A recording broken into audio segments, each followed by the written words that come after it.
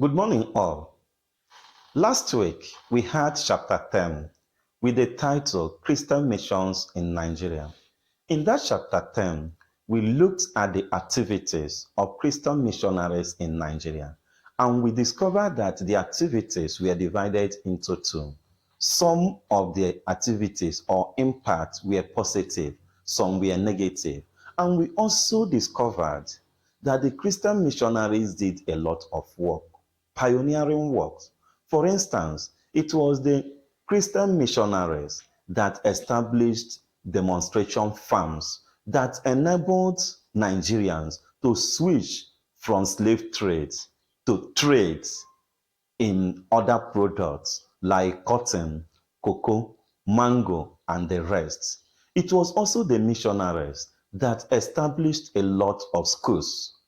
The missionaries also established so many hospitals. Again, the missionaries, most of them got themselves involved in political activities in Nigeria. Today, we are going to look or consider chapter 11 with the title British Conquest of Nigeria. British Conquest of Nigeria. A lot of people say that Britain got Nigeria as a result of the Berlin Conference of 1884 and 1885. Be that as it may, we have to understand that before the Berlin Conference, Britain had already had its presence in Nigeria more than 100 years before the Berlin Conference. For instance, British agents in Nigeria that helped them to secure Nigeria and conquer the Nigerian people. 4 agents can be identified. Number 1 agent was the explorers. We discovered that in 1788, the British African Association was formed. The mandate of British African Association was to explore the River Niger. So many explorers were sent to West Africa for the purpose of discovering the source, rising, and termination of the River Niger. The most prominent explorer that came was Mungo Park. Mungo Park made 2 expeditions. The first one was in 1795. 10 years after, 1805, Mungo Park was asked to go back to the river. The climax of the exploratory activities of the River Niger was in 1830, when the Lander brothers discovered or solved the mystery associated with the River Niger. We've identified the explorers as one of the agents that helped Britain to secure the place later known as Nigeria. The second group or agent were the traders. Remember that in the 18th century, industrial revolution had occurred, a system that transformed the society scientifically and technologically. So many industries erupted in Europe, especially in Britain where it started. So many surpluses in many industries had goods that were looking for market. So most of their agents were sent to Nigeria as traders and business people. It was these traders who mixed up with Nigerians, especially immediately after the exploration of the Niger in 1830, when the white businessmen, missionaries, and others moved to the interior. They left the coastal areas and moved and expanded their activities in the interior part of Nigeria. We've identified the explorers as one of the agents and traders or businessmen as the second agent. The third agent were the missionaries. In fact, the missionaries played greater role than most Europeans. They lived with the people. They interacted with the people. The missionaries too also paved the way for British government to take over Nigeria. For instance, in 1842, Reverend Thomas Freeman of Methodist Church intervened by calling Governor Macleans of Ghana, Cape Coast, begging him that he has seen evidence of King Gezo of Dahomey involving himself in ritual activities. He should save the missionaries in Badagry. MacLean responded by hosting British flag in Badagry, thereby securing that part of Nigeria for Britain. Again, we also saw what the missionaries did when they pleaded with with the government agent to remove King Kosoko because he was still involved in slave trade.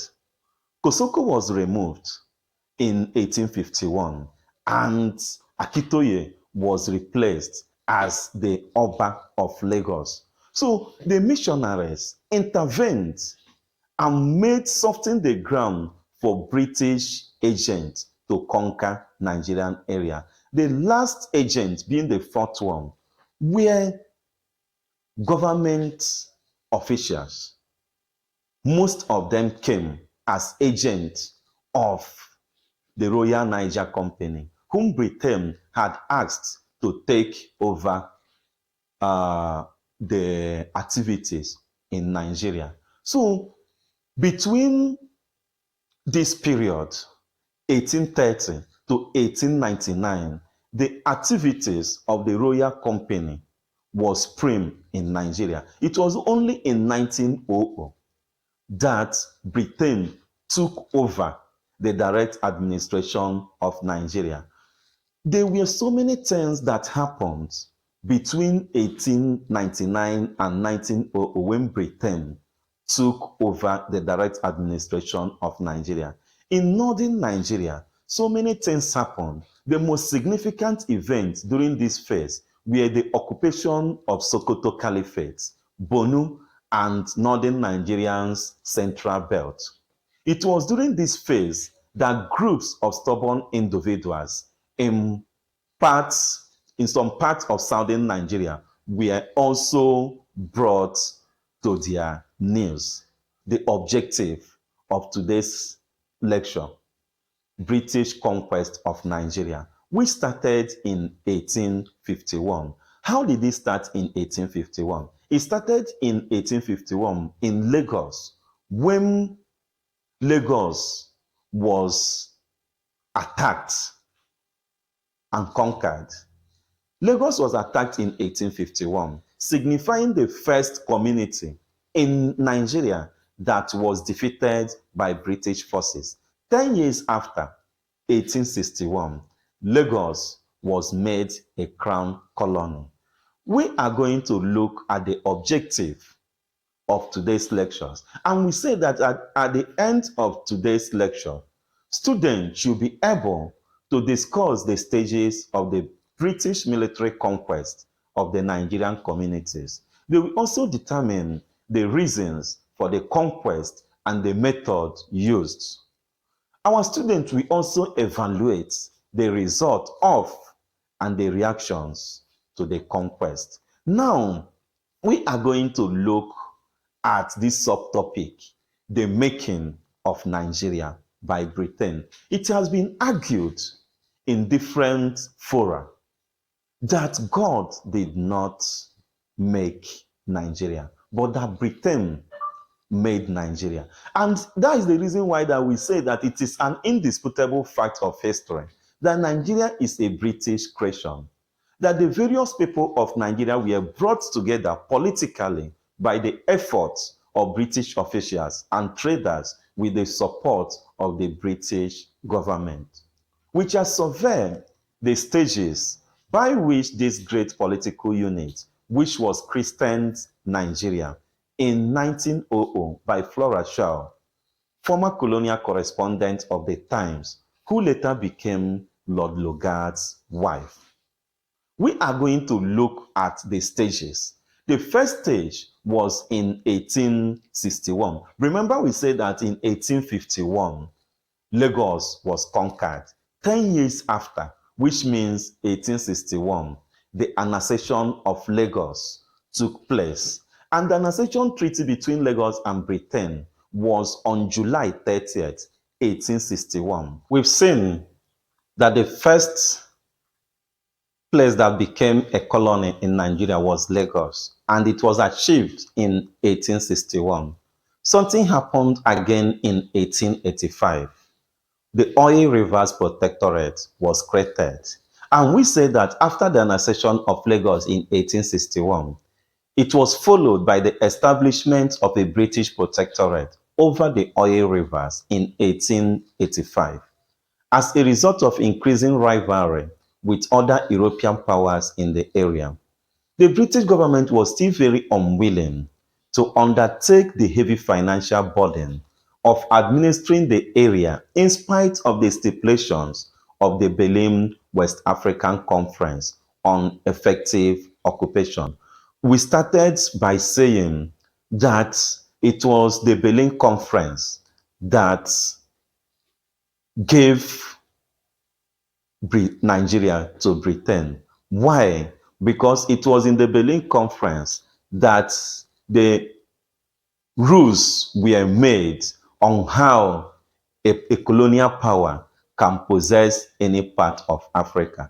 And one of such rules was that for any colonial power to lay claim on any part of Africa, that power must, that country, such a country, such European power must have effective administration of that area, and which is called effective occupation. And we said that in 1891, Britain created a skeletal administration by the appointment of a commissioner and consul general who resided at Old Calabar. Councils and vice councils were also appointed to the various rivers.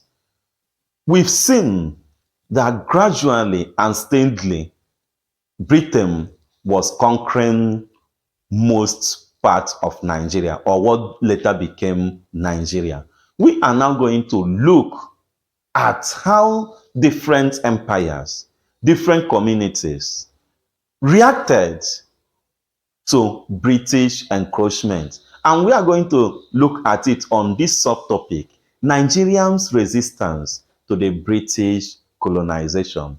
When we say here that Nigerian empires, kingdoms, and republics loved their sovereignties and did everything possible to preserve their sovereignties, they never wanted foreign encroachment on their affairs and vehemently opposed any move that would lead to their loss of independence, both political and economic.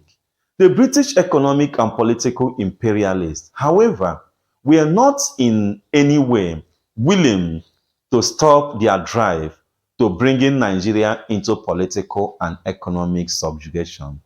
Realizing that their sovereignty was at stake, the various nation states adopted different strategies to ward off British attempts to acquire any inch of their territories. In this subtopic, we are going to look at the methods Nigerians, the indigenous people, used to resist the British encroachment. They tried, they could not win. So they have to accept what happened to them. And we said here that many Nigerian leaders objected to the inclusion of the clauses that would lead to the loss of their sovereignty. King Jaja of Opobo and Nana Olomo were examples of such Nigerian leaders. In fact, the British succeeded in forcing their way over these leaders by employing the use of gunboat diplomacy. We are going to use some Jaja of Opobo as a good example. For instance, when British diplomats and negotiators went to Jaja of Opobo to surrender his territory in the name of protectorate, Jaja asked the British officials. You say you want to protect me. You are protecting me over what? And the word protectorate means placing yourself under and protection of the British government. Jaja asked them, what are you protecting me against? So some Nigerian leaders and their communities resorted to open warfare with the British in order to preserve their independence. Many Nigerian nation states fought the war of survival with the British imperialists. For instance, the Benin Kingdom. Benin was attacked in 1897. The Eza Anarochukwu in Igbo land also fought the British forces, the Tiv in the Middle Belt, as well as Kano and Saturu in Sokoto Caliphate.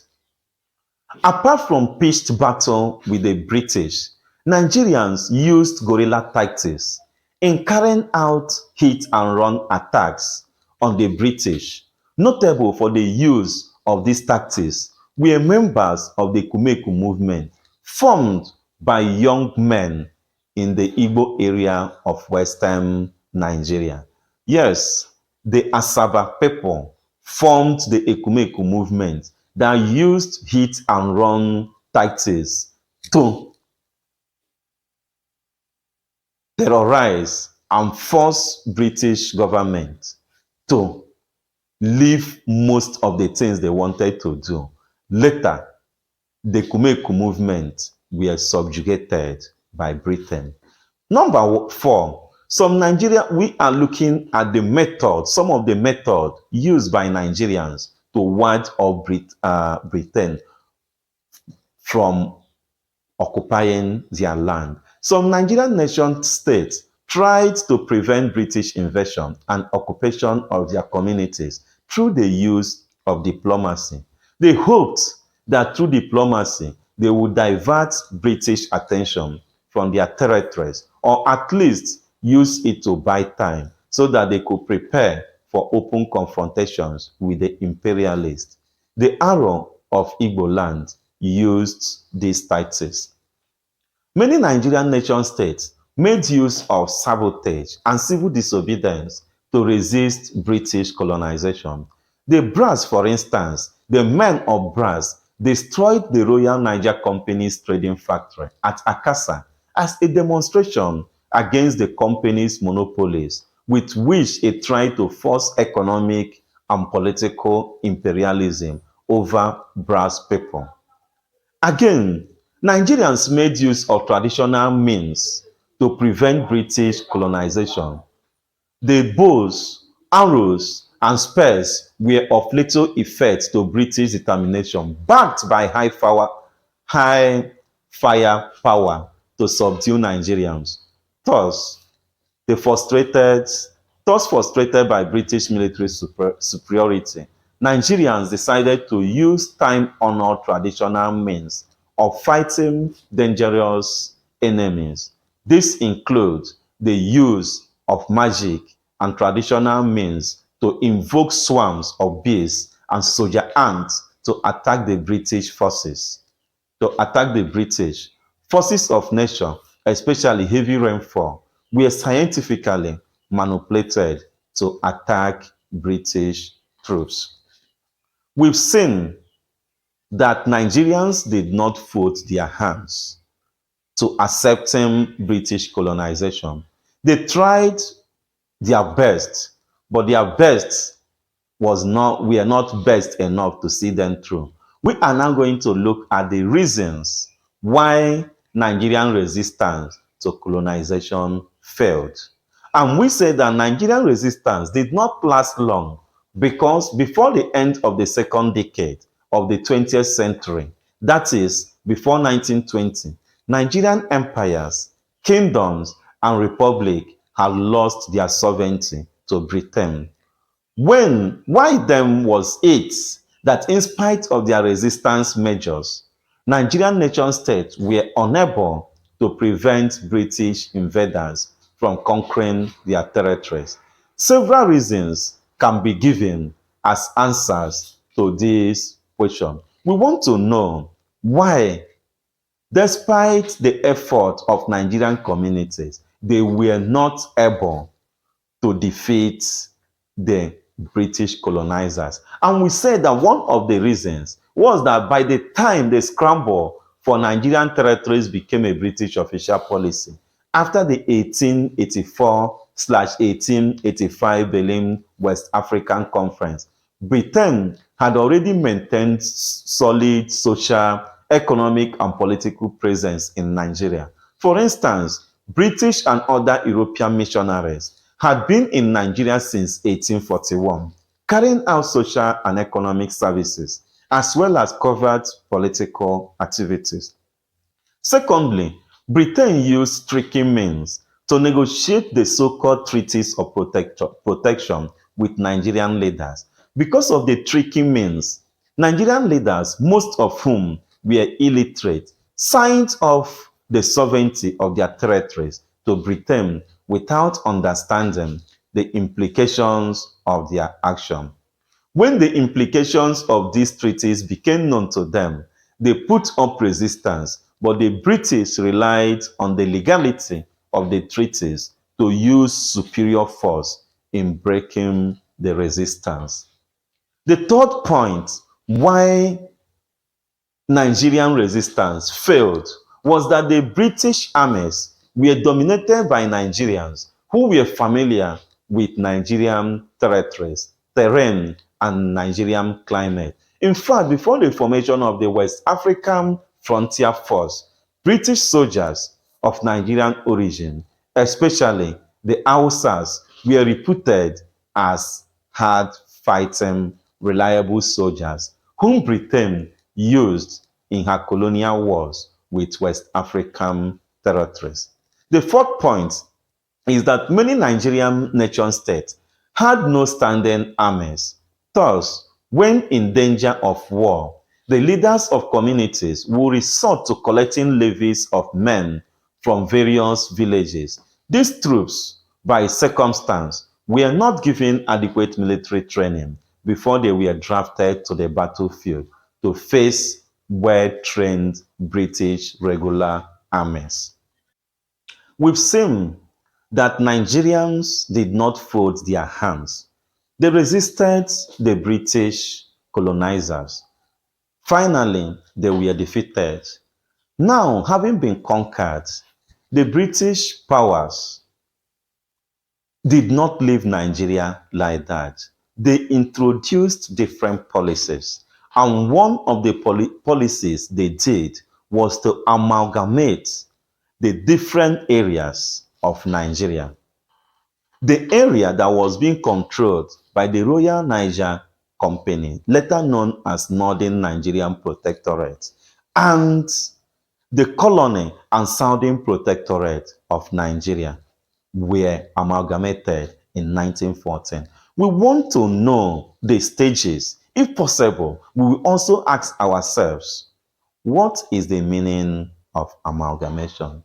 And we say that amalgamation is a process of bringing together of the various Nigerian peoples under one administrative and political authority.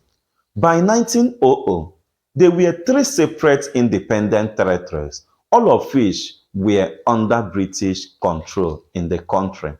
One was the Niger Coast Protectorate, created in 1891 as the Oil Rivers Protectorate. It was ruled by councils who had their headquarters at Calabar and were responsible to the colonial office in London. The second was the Colony of Lagos, which was ceded to Britain in 1861. This colony was ruled by governors who were also responsible to the colonial office in London. The third was the territory of the Royal Niger Company.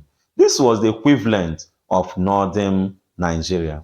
The agents of the company, who were responsible to a board of directors in London, ruled the territory from 1886 to 1900, when the British government declared a protectorate over northern Nigeria and appointed Sir Frederick Lord Lugard as the High Commissioner. In 1906, the Protectorate of Southern Nigeria and Lagos Colony were merged and became known as the Colony and Protectorate of Southern Nigeria. Thus, the amalgamation of 1906 brought the whole of Southern Nigeria under a single administration. On 1st January 1914, the Protectorate of Northern Nigeria and the Protectorate of Southern Nigeria were amalgamated. This involved bringing the two protectorates together under one political authority known as the Colony and Protectorate of Nigeria. The proclamation was carried out by Sir, later became Lord Frederick Lugard, who was also made the Governor General. By bringing the two separate governments together, the Colony and Protectorate of Southern Nigeria and the Protectorate of Northern Nigeria, Britain had undertaken a major administrative measures to strengthen her rule in Nigeria. The above accounts illustrate the assertion that Nigeria is a British political creation. The piecemeal fashion in which the various sections and governments of the country were brought together under one British administration proves this fact clearly. This was why the late Sir Ahmadu Bello once commented, rather solemnly, that God did not create Nigeria, the British did. Having seen how the various areas of Nigeria were amalgamated, we want to know, this amalgamation, did it have any benefit to us Nigerians? Yes, we can say that it had some positive impacts and it also have some negative benefits. We first of all look at the positive effect of the amalgamation of the different regions in Nigeria. And we say that the amalgamation was of great significance in West African history because, first, it was the climax of a process of unification which resulted in the creation of Africa's largest nation today. Secondly, while admitting the fact that Nigeria was a British political creation, it must be pointed out that the unity of Nigeria was not an artificial creation of the British. This is why Professor Jai said that the amalgamation was guided and to a large extent dictated by existing unities, both geographical, commercial, and cultural. Thirdly, that the amalgamation has proved a great advantage to Nigeria. There can be no doubt. A common economy, transport, communication, standard time, common federal civil service, and general orders, a common legislation, and common national emblem are some of the abiding benefits of the amalgamation. Now we want to now look at the negative effect of the amalgamation. Number one, the amalgamation did not result in the unification of Nigerian peoples or even of the administration. This was because the amalgamation preserved the differences among the peoples and the administrations. Secondly, or closely related to the first, was the unhealthy rivalry which developed between the respective administrations as they struggled for the different groups' interests which they presented. And lastly, or the third, the absence of a central legislation meant that respective Nigerian groups did not have much that could bring them together to discuss the affairs of their country. This is where we will end chapter 11. Next week, we shall treat chapter 12 with the title, The British Administration of Nigeria. Thank you.